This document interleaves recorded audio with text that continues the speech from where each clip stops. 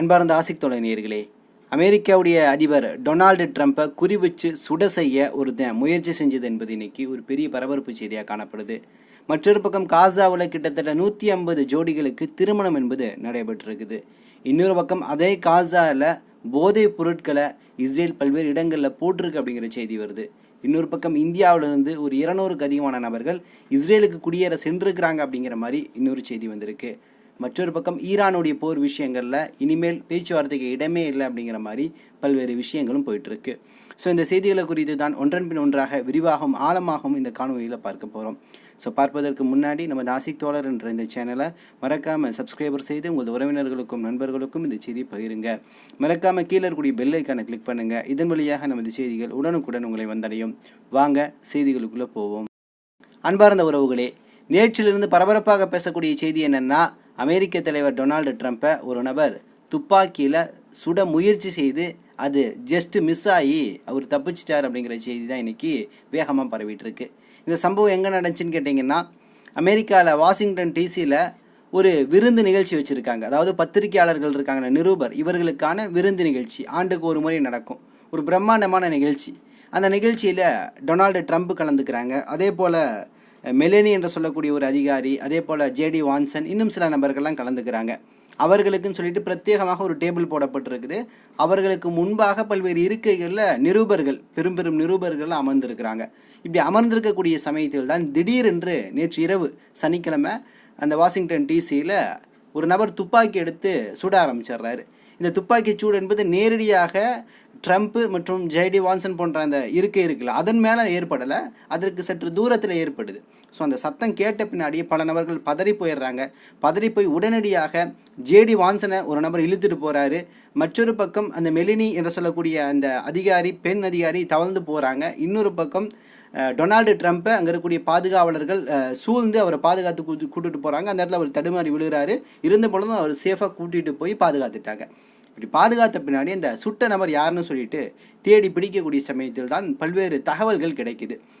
முதல் தகவல் என்னன்னு கேட்டிங்கன்னா, இவர் லாஸ் ஏஞ்சல்ஸை சார்ந்த நபர், ஒரு 31 வயசு இருக்குது. இவருடைய பேர் பார்த்திங்கன்னா கோல் தாமஸ் ஆலன் என்று சொல்லக்கூடிய நபர். ஸோ இந்த தாமஸ் ஆலன் இருக்கார்ல, இவர் தான் துப்பாக்கியில் சுட்டிருக்கிறாரு. ஸோ இவர் யார், இவருடைய பின்னணி என்னென்னு பார்த்தோன்னா, இவர் ஒரு பட்டதாரியாக இருக்கார், நல்லா படிச்சிருக்கிறாரு, ஆசிரியராக இருக்கிறாரு, நிரூபராக இருக்கிறாரு. அதே போல் அந்த கேம் டெவலப்பர் அப்படின்னு சொல்லக்கூடிய அந்த கேம்களை டெவலப் பண்ணக்கூடிய அந்த பணியிலே இருக்கிறாரு. இத்தகைய நல்ல பட்டதாரியாக இருக்கக்கூடியவர். இன்னும் சொல்லணுன்னா, இவங்க தங்கியிருந்த ஹில்டவுன் ஹோட்டல் இருக்குல்ல, அந்த ஹோட்டலில் முன்கூட்டி ஒரு விருந்தினராகவே உள்ளே வந்துட்டார். இவரும் நிருபர் அப்படிங்கிற அளவுக்கான பேர்கள் எடுத்திருக்கிறாரு. ஸோ இவருக்கு தான் அந்த அனுமதி கிடச்சிருக்கு. அப்போ இவர் எந்தவித அவருடைய செய்கை செயல்பாடுகள் எதுவுமே இவர் இப்படி ஒரு சம்பவத்தில் ஈடுபட போகிறாருங்கிற அறிகுறிகளே இல்லாத சூழலில் தான் அந்த விருந்தினர் அந்த அமர்வு அந்த சேரில் அமர்ந்திருக்கும் போது திடீர்னு துப்பாக்கி எடுத்து சுட்டுட்டாருங்கும் போது எதற்காக இதை செஞ்சார் அப்படிங்கிற பல்வேறு கேள்விகள் இன்றைக்கி எழுந்துட்டு இருக்கு. இது ஒரு பக்கம் போயிட்டு இருக்கும்போது இவருடைய முகநூல் கணக்குகளை எடுத்து பார்க்கும்போது இவர் ஐடிஎஃப் உடையோடு உட்கார்ந்துருக்கிறார். அதாவது இஸ்ரேலுடைய இராணுவம் இருக்குல்ல, ஐடிஎஃப், ஐஓஎஃப், அந்த இராணுவ உடையோடு சில புகைப்படங்களையும் காணப்படுறாரு. அப்போ இவர் இஸ்ரேலுடைய கைக்கூலியாக இருக்கிறாரா, இஸ்ரேல் சொன்னனால தான் ட்ரம்ப்பை கொலை செய்ய முயற்சி செஞ்சாரா அப்படிங்கிற பல்வேறு யூகங்கள் முன்வைக்கப்படுகிறது. ஆனால் இஸ்ரேலுடைய தலைவர் பெஞ்சமின் நெத்தன்யாகு ஆழ்ந்த ஒரு வருத்தத்தை தெரிவிச்சிருக்கார். இது பெரிய ஒரு வருத்தமான செய்தி. இறைவனுடைய பெரிய நாட்டம், அவருடைய நம்பிக்கையில் இறைவனுடைய பெரிய நாட்டம், ட்ரம்ப் உயிர் படைச்சிட்டாரு, அவரும் அவருடைய மனைவி எல்லாம் நல்லா இருக்கிறாங்க அப்படிங்கிறது எனக்கு ஒரு மகிழ்ச்சியான செய்தியாக இருக்குன்னு சொல்லிட்டு நெத்தன்யாகு ஒரு பக்கம் பதிவு போடுறாரு. இந்த பக்கம் பாசிச சித்தாந்தத்தை தூக்கி கொண்டாடி கொண்டிருக்கக்கூடிய நரேந்திர மோடி பலஸ்தீனில் எவ்வளோ மக்கள் இறந்து கொண்டிருக்கும் போது அழாத அல்லது ஆழ்ந்த இரங்கல் தெரிவிக்காத ஒரு மனம் இன்னைக்கு ட்ரம்ப்பை சுட முயற்சி செஞ்சாங்கன்னு கேள்விப்பட்ட பின்னாடி ரொம்ப வருத்தம் அடைஞ்சிட்டேன். அவங்க உயிரோடு இருக்கிறது தான், அவர் பாதுகாப்பாக இருக்கிறதா எனக்கு சந்தோஷத்தை அளிக்குதுன்னு சொல்லிட்டு இந்த பக்கம் மோடி அவர்கள் ஒரு பக்கம் பதிவு போட, இப்படி தான் இந்த நிகழ்வுகள் போயிட்டுருக்கு. ஆனால் இன்னும் சில நபர்கள் இது ஒரு ட்ராமா தான், இது ஒரு நாடகம் தான். எப்படின்னா, முன்னாடி ஒரு வருஷத்துக்கு முன்னாடி எலெக்ஷன் நடந்துகிட்டு இருக்கும்போது பார்த்தீங்கன்னா கேம்பெயின் ட்ரம்ப் பண்ணிகிட்டு இருப்பார். ஒரு மாடியிலேருந்து ஒரு நபர் குறி வச்சு ட்ரம்ப்பை சுடுவார். அந்த துப்பாக்கி என்ன ஆயிருன்னா அவருடைய காதை துளைச்சிட்டு போயிடும், காதுலேருந்து ரத்தம் வரும். அப்போ கையெடுத்து இப்படின்னு செஞ்சுட்டே போவார். ஸோ அது கூட நாடகம்னு பேசப்பட்டது. ஆனால் அதற்கு பின்னாடி ட்ரம்ப் தனது தேர்தல் பிரச்சாரத்தில் அது எப்படி கொண்டு போனார்னா, இது முழுக்க முழுக்க ஈரானுடைய சதி. சுலைமான் அவர்களை, காசம் சுலைமானி அவருடைய படுகொலைக்கு பின்னாடியே ட்ரம்ப் கொலை செய்யணும் அப்படிங்கிறது ஈரானுடைய இலக்காக இருக்குன்னு சொல்லிட்டு ஈரானுடைய முகவர்களாகத்தான் இருந்து செயல்பட்டுருக்காங்கன்னு சொல்லக்கூடிய குற்றச்சாட்டுகளை தொடர்ந்து தனது தேர்தல் பிரச்சாரத்தில் முன்வைத்தார். இப்போ இந்த செய்தியை கூட கிட்டத்தட்ட ஈரானோடு சில நபர்கள் முடிச்சு போடுறாங்க. ஆனால் நேரடியாக ஈரான் வந்து பெரிய அளவில் ட்ரம்ப் வந்து சாட்டல. ஆனால் அந்த சுடப்பட்ட அந்த குற்றவாளி இருக்கான்ல, அந்த தாமஸ் ஆலன், அவனுடைய புகைப்படம் கிடைச்ச பின்னாடி தனது சோஷியல் மீடியா பக்கத்தில் ட்ரம்ப் உடனடியாக இந்த புகைப்படத்தை வந்து பதிவு செஞ்சு வந்து ஒரு எதிர்ப்பையும் காட்டியிருக்கிறாரு. ஸோ இந்த அளவு இன்றைக்கி வந்து இந்த பிரச்சனை போயிட்டுருக்கு அப்படிங்கிற ஒரு விஷயத்தை நம்மளால் பார்க்க முடியுது. அப்போ டொனால்டு ட்ரம்ப்பை பொறுத்த வரைக்கும் அவருக்கு பாதுகாப்பு இல்லை அப்படிங்கிறத தாண்டி அவர் இதை செயற்கையாக உருவாக்கி கொள்கிறாரா, இல்லை உண்மையாகவே டொனால்டு ட்ரம்ப் பல இடங்களில் குறிவைக்கப்படுகிறாரா அப்படிங்கிற 2 வகையான கருத்துக்கள் சோஷியல் மீடியாவில் பரவிட்டு இருக்கு. மற்றொரு பக்கம் இன்னைக்கு ஈரானுடனான பேச்சுவார்த்தை கிட்டத்தட்ட இனி நடக்கவே நடக்காதுங்கிற சூழல் உருவாயிருச்சு. ஏன்னா பாகிஸ்தானில் இருக்கக்கூடிய இஸ்லாமாபாத்துக்கு ஈரானுடைய வெளியுறவுத்துறை அமைச்சர் அப்பாஸ் அராக்சி பயணம் மேற்கொண்டுட்டு இருக்கிறாரு. அவர் 3 நாடுகளுக்கான பயணத்தை வகுத்திருந்தார். முதல் பாகிஸ்தானுக்கு போய் அங்கே பலகட்ட பேச்சுவார்த்தைகள் பாகிஸ்தான் உடனான மட்டும் நடத்தினார். அது எதுவுமே அமெரிக்காவுடனான ஒரு சாத்தியக்கூறுகளை உருவாக்கலை. அதனால் பாகிஸ்தான்லேருந்து நேராக கிளம்பி இன்றைக்கி ஒமானில் இருக்காங்க. ஒமானை முடிச்சுட்டு நேரடியாக மாஸ்கோ போகிறாரு. அதாவது ரஷ்யாவுக்கு போகக்கூடிய வாய்ப்புகள் இருக்குன்னு சொல்லக்கூடிய செய்தி வருது. ஒருவேளை அமெரிக்கா ஒத்துக்குச்சு அப்படின்னா ஒமான்லேருந்து ரிட்டன் பாகிஸ்தான் போகக்கூடிய வாய்ப்பு இருக்குது. ஆனால் இன்றைக்கி வந்து அமெரிக்கா வந்து இதை ஒத்துக்காது.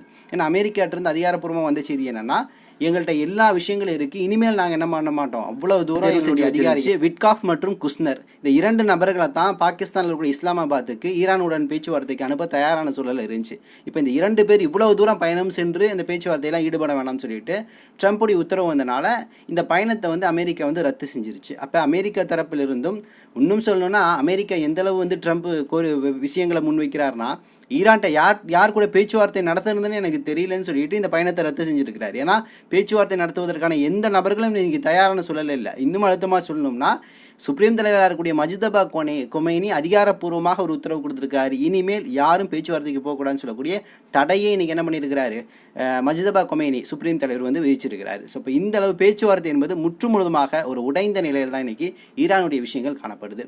மற்றபடி இன்றைக்கி ஈரானை பொறுத்த வரைக்கும் 2 இஸ்ரேலுடைய கப்பல்கள், குறிமசி என்று சொல்லக்கூடிய 2 கப்பல்கள், பெரும் பிரம்மாண்டமான சரக்கு கப்பல்கள் 2 வந்து இன்றைக்கி வந்து தங்கள் கைவசம் படுத்தி இருக்குது. இது எல்லாமே ஹர்மஸ் நீரிணை பக்கத்தில் நங்கூரமிட்டு இடப்பட்டிருக்குது. இந்த 2ஐயுமே தங்கள் கண்காணிப்பில் வச்சிருக்கு அப்படிங்கிற சொல்லக்கூடிய செய்தி வந்திருக்கு. இதே வேளையில் இன்றைக்கி சோமாலியை சார்ந்த நபர்கள் ஒரு குறிப்பிட்ட சரக்கு கப்பலை ஹேக் பண்ணி என்ன பண்ணியிருக்காங்கன்னா, அதை கடத்தி, சொல்லப்போனால் கொள்ளையர்கள் கடத்தி, சோமாலியா கொள்ளையர்கள் தங்களது கடற்பரப்புக்கு கொண்டு போயிட்டாங்க அப்படிங்கிற மற்றொரு செய்தியும் வருது. அப்போ இந்த ஹர்மஸ் நீரிணையை ஈரான் மூடனது அப்படிங்கிறது உலக அளவில் ஒரு பெரிய பொருளாதார வீழ்ச்சியை தொடர்ந்து ஏற்படுத்திகிட்டே இருக்குது அப்படிங்கிற ஒரு விஷயத்தை தான் நம்மளால் பார்க்க முடியுது. இன்னொரு பக்கம் இன்றைக்கி பலஸ்தீன்லேருந்து பல்வேறு செய்திகள் இன்றைக்கி நமக்கு தொடர்ந்து கிடச்சிட்டு இருக்கு. முதல் செய்தி என்னன்னு கேட்டிங்கன்னா, ஒரு மகிழ்ச்சியான செய்தி. கிட்டத்தட்ட 3 ஆண்டுகளில் ஒரு 4வது முறை நடக்கக்கூடிய ஒரு பிரம்மாண்டமான திருமண விழா. கிட்டத்தட்ட 150 ஜோடிகள் இந்த திருமண விழாவில் கலந்துக்கிட்டாங்க. அவ்வளோ மகிழ்ச்சியோடு காசாவுடைய இடிபாடுகள் மத்தியில் தங்களது ஆடைகள் அழகான முறையில் போட்டுக்கொண்டு அப்படி வீதிகளில் அழகான முறையில் உடைந்த கார்கள், பல்வேறு வாகனங்களில் வந்து அந்த ஒட்டுமொத்தமாக ஒரு கிராண்டான ஒரு 150 பேர் கலந்து கொண்ட திருமணம் என்பது நடந்துச்சு. அதில் ஒரு உருக்கமான விஷயங்கள் என்னென்னா, 150 நபர்கள் கிட்டத்தட்ட 10-20 நபர்கள் கால்கள் இழந்த நபர்களாக காணப்படுறாங்க. இவங்க முழுக்க விடுதலை பலஸ்தீனுக்காக போராடி தங்கள் கால்களை இழந்து ஒரு பெரிய தியாகியாக இன்னைக்கு காணப்படுறாங்க. அந்த நபர்களை திருமணம் செய்ய ஒப்புக்கொண்டு அந்த தியாகிகளை கொண்டாடும் விதமாக மணப்பெண்கள் அந்த இடத்துல மணமகனோடு நிற்கக்கூடிய காட்சிகள் உண்மையாகவே மனதிற்கு அவ்வளோ பெரிய சந்தோஷத்தை ஏற்படுத்துது. ஸோ இப்போ இந்த 150 நபர்களுக்கும் அல்லாஹ் பெரிய தைரியத்தை கொடுக்கணும், உடல் ஆஃபியத்தை கொடுக்கணும், நல் வாழ்வை கொடுக்கணும். ஏன்னா இன்னைக்கு இவ்வளோ போர்க்கால சூழலில் திருமணம் என்பதே ஒரு மிகப்பெரிய கேள்விக்குறியாக இருக்குது. ஏன்னா திருமணம் செய்து கொண்டால் இருவரும் மகிழ்ச்சியாக வாழணும்ல. திருமணம் செய்த அடுத்த நாள் போர் களத்தில் பல்வேறு வெடிகுண்டுகள் வெடிக்குது, துப்பாக்கி சத்தங்கள் நடக்குது, 2 பேரும் நிம்மதியாக வாழ முடியாத, சந்தோஷங்களை பரிமாறிக்கொள்ள முடியாத அளவுக்கான சூழல் இருக்குது. ஸோ இந்த சூழலில் இந்த நிகழ்வு நடந்திருக்கு. ஸோ இந்த நிகழ்வு யார் தலைமையேற்று நடத்தியிருக்கான்னு கேட்டிங்கன்னா ஆச்சரியப்படுவீங்க, UAE தான், யுனைடெட் அரபு எமிரேட்ஸ். ஏன் இந்த வேலையை பார்க்குதுன்னு கேட்டிங்கன்னா, ஆல்ரெடி பல டேமேஜ் வாங்கிருச்சு. பலஸ்தீன் விஷயத்தில் பெரிய அளவில் உலக முஸ்லீம்கள் மத்தியில் கெட்ட பேர் வாங்கியிருக்கு. லெபனான் விஷயத்தில், ஈரான் விஷயத்தில் தொடர்ந்து கெட்ட பேர் வாங்கிட்டுருக்கு. சூடான் விஷயத்தில், சூடானில் இருக்கக்கூடிய கலவரத்திற்கே UAE தான் காரணம் அப்படிங்கிற அளவுக்கு இன்றைக்கி செய்திகள் பார்க்க முடியுது. இது எல்லா டேமேஜும் சரி செய்யணுங்கிறதுக்காக தான் ஒரு நல்ல பேர் வாங்கும் விதமாக UAE என்ன பண்ணிகிட்ருக்கு, இந்த ஏற்பாடுகள், திருமண ஏற்பாடுகளை முழுக்க UAE செஞ்சு கொடுத்துருக்கு அப்படிங்கிற செய்தி வருது. மற்றொரு பக்கம் இன்னைக்கு காசாவுடைய முக்கியமான சில இடங்களில் வந்து இஸ்ரேல் ஒரு ட்ரோன் வழியாக ஒரு பொட்டலத்தை போட்டிருக்கு. என்னடா பொட்டலம், பசிக்குத உணவு கிடைக்குதுன்னு போய் எடுத்து போய் பார்த்தா அந்த உணவு பொட்டலத்துக்குள்ளே ஃபுல்லாக போதைப் பொருட்கள் இருக்குது. எவ்வளோ பெரிய அயோக்கியத்தனம்! பசிக்கு உணவு இல்லாமல் இறந்து கொண்டிருக்கக்கூடிய மக்கள் மத்தியில் போதைப் பொருளை போட்டு இதை நீ சாப்பிடு அப்படின்னு சொல்லிட்டு ஒரு சூழலை உருவாக்குவது என்பது ஒரு மிகப்பெரிய கேவலம். இன்னொரு பக்கம் லெபனானுடனான இஸ்ரேலுடைய போர் இன்றைக்கி கிட்டத்தட்ட பெரிய அளவில் போயிட்டுருக்கு. அதில் லெபனானுடைய ஹிஸ்புல்லா 48 மணி நேரத்தில் கிட்டத்தட்ட 40க்கும் அதிகமான இஸ்ரேலுடைய துருக்கள் மேலே தாக்குதல் நடத்தி அவர்கள் காயமடைஞ்சிருக்காங்க அப்படிங்கிற ஒரு செய்தி வருது.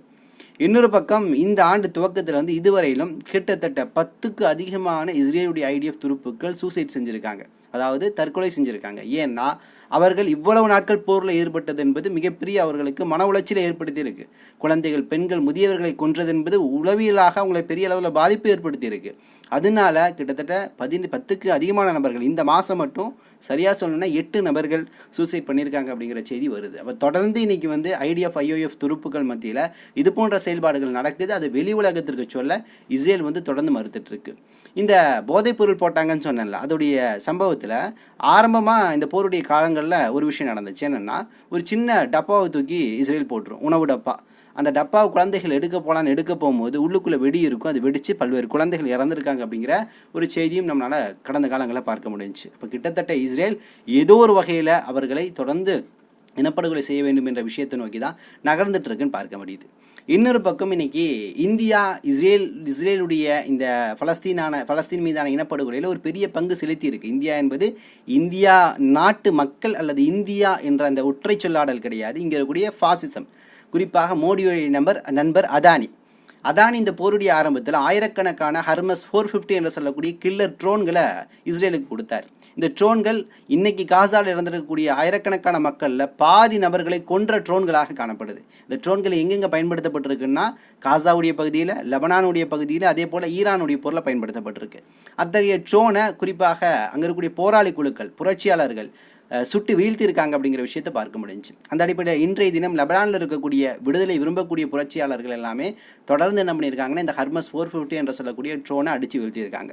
ஸோ இந்தியாவுக்கு மிகப்பெரிய கேவலத்தை ஏற்படுத்தும் விதமாகத்தான் இந்த அதானி போன்ற திருடர்கள், அயோக்கியர்கள் தொடர்ந்து என்ன பண்ணிட்டு இருக்காங்க, இது போன்ற இனப்படுகொலைக்கு உதவிட்டு இருந்திருக்காங்க அப்படிங்கிற விஷயத்தை பார்க்க முடியுது. ஸோ இந்தியான்னு சொன்ன பின்னாடி மற்றொரு செய்தி இன்னைக்கு நினைவுக்கு வருது. என்ன செய்தினா, இந்தியாவிலேருந்து இஸ்ரேலை சார்ந்த ஒரு இனக்குழு பயணித்து இன்னைக்கு இஸ்ரேலுக்கே போயிருக்கு. அந்த இனக்குழு பேர் பார்த்தீங்கன்னா பெனி மெனாட்டி என்று சொல்லக்கூடிய பெயர், பெனி மெனாட்டி. ஸோ இந்த குழு என்ன சொல்லுதுன்னா, என்ன டிக்ளேர் பண்ணுதுன்னா, இஸ்ரேலில் கிட்டத்தட்ட 10க்கு அதிகமான கோத்திரங்கள் இருந்தாங்க. அந்த கோத்திரங்களில் இந்த பெனி மெனாசே என்று சொல்லக்கூடிய இந்த கோத்திரம் வந்து நாங்கள் தான் அப்படின்னு சொல்லிட்டு கிட்டத்தட்ட 250 நபர்கள் வந்து அங்கே வந்து ரீச் பண்ணியிருக்கிறாங்க. 250 நபர்களுக்கு வந்து வடக்கு இஸ்ரேல் பகுதி வந்து குடியேற்ற பகுதியாக இன்றைக்கி வந்து அனுமதிக்கப்பட்டிருக்கு அப்படிங்கிற செய்தி வருது. தொடர்ந்து அந்த இனக்குழுவை சார்ந்தவர்கள் சொல்கிறாங்க, கோத்திரத்தை சார்ந்தவர்கள் 2030க்குள்ளே ஆயிரக்கணக்கான இந்த கோத்திரத்தை சேர்ந்த நபர்கள் வந்து இஸ்ரேலுக்கு வந்து செட்டில் ஆயிடுவாங்கன்னு சொல்லக்கூடிய செய்தி வெளியிட்டிருக்கிறாங்க. இது இந்தியாவிலிருந்து சென்றதாக இன்னைக்கு செய்திகள் பெருமளவில் வந்து நம்மளால் இங்கே பார்க்க. ஈரானுடைய இராணுவ மத்திய கட்டளை அமைப்பு இன்னைக்கு அமெரிக்காவுக்கு ஒரு எச்சரிக்கை கொடுத்துருக்கு. என்னன்னா, ஹர்மஸ் நீரிணையை தொடர்ந்து முற்றுகையிட்டு கொண்டும் குறிப்பாக அங்கு செல்லக்கூடிய கப்பல்களில் கொள்ளையடித்து கொண்டும் இந்த அமெரிக்க இராணுவம் செயல்பட்டு இருக்கு. இது தொடர்ந்து செஞ்சுட்டு இருந்துச்சு அப்படின்னா அமெரிக்க துருப்புக்கள் இராணுவத்தின் மீது எங்களுடைய IRGC இராணுவம் தீவிரமாக நடவடிக்கை எடுத்து தாக்குதல் நடத்தும் அப்படின்னு சொல்லக்கூடிய ஒரு எச்சரிக்கையை இன்னைக்கு ஈரான் கொடுத்துட்டு இருக்கு. ஏன்னால் அந்த அளவு இன்னைக்கு ஹர்மஸ் நீரிணை என்பது மிகப்பெரிய பேசுபொருளாகவும் ஒரு மிகப்பெரிய பிரச்சனையாகவும் வந்து இன்னைக்கு பார்க்கப்படும். இறுதியாக இன்னைக்கு மொசாதை சார்ந்த ஏஜென்ட்டுகளை தொடர்ந்து ஈரான் தூக்கிலிட்டு கொண்டு வருகிறது. நேற்றைய தினம் ஈரானுக்குள்ளே இருந்து கொண்டு மொசாதுக்கு பெரிய அளவில் தகவல்களை கொடுத்த ஒரு நபரை ஃபைன் பண்ணி அந்த நபருக்கு இன்றைக்கி தூக்கு தண்டனை கொடுத்துருக்கு. குறிப்பாக கடந்த சில மாதங்களாக இஸ்பஹான், தெஹ்ரான் போன்ற இடங்களில் சில கலவரங்கள் நடந்துச்சுல, அந்த கலவரங்களுக்கு அடிப்படை சூத்திரதாரியாக இவர் இருந்திருக்காருன்னு சொல்லிட்டு இவருக்கு இன்றைக்கி தூக்கு தண்டனை கொடுத்துருக்கு. இவருடைய பேர் வந்து ஃபர்ஹான். ஸோ இவருடைய பேர் பார்த்தீங்கன்னா இர்ஃபான். ஸோ இந்த நபருக்கு தான் இன்றைக்கி வந்து ஈரான் தூக்கு தண்டனை கொடுத்துருக்கு. இப்போ ஈரானை பொறுத்தவரை தங்கள் நாட்டுக்கு எதிராக யார் செயல்பட்டாலும் அவர்கள் எந்த மூலையில் இருந்தாலும் அவங்கள ஃபைன் பண்ணி எடுத்து இன்றைக்கி வந்து பாரபட்சம் இல்லாமல் தூக்கு தண்டனை கொடுக்குது. அப்படிங்கும் போது அந்த நாட்டுடைய பாதுகாப்பை குறித்த அக்கறையோடு இன்றைக்கி பல விஷயங்களை செஞ்சுட்டு இருக்குன்னு சொல்லக்கூடிய விஷயங்களை தான் பார்க்க முடியுது. ஆனால் உலக அளவில் இதற்கு பெரிய எதிர்ப்பு கிளம்பி இருக்குது. எப்படி நீங்கள் தூக்கு தண்டனை கொடுக்கலாம், இதெல்லாம் வந்து மனிதாபிமானத்திற்கு அப்பாற்பட்ட செயல்னு சொல்லிட்டு ஒரு நாட்டுடைய இறையாண்மைக்கு எதிராக ஒரு நபர் செய்கிறதுனால ஈரானுடைய அரசியலமைப்பு அவர்களுடைய சட்டங்களின் அடிப்படையில் அந்த தண்டனையை கொடுக்குது. அப்படிங்கும் போது அதை யாரும் கேள்வி கேட்க முடியாது அப்படின்னு சொல்லிட்டு தான் இன்றைக்கி நம்ம பார்க்க முடியுது. ஸோ இன்னும் சில தகவல்களை திரட்டி கொண்டு இன்ஷா அல்லாஹ் விரைவில் வந்து உங்களை சிந்திக்கின்றேன். நன்றி. அஸ்ஸலாமு அலைக்கும் வரஹ்மத்துல்லாஹி.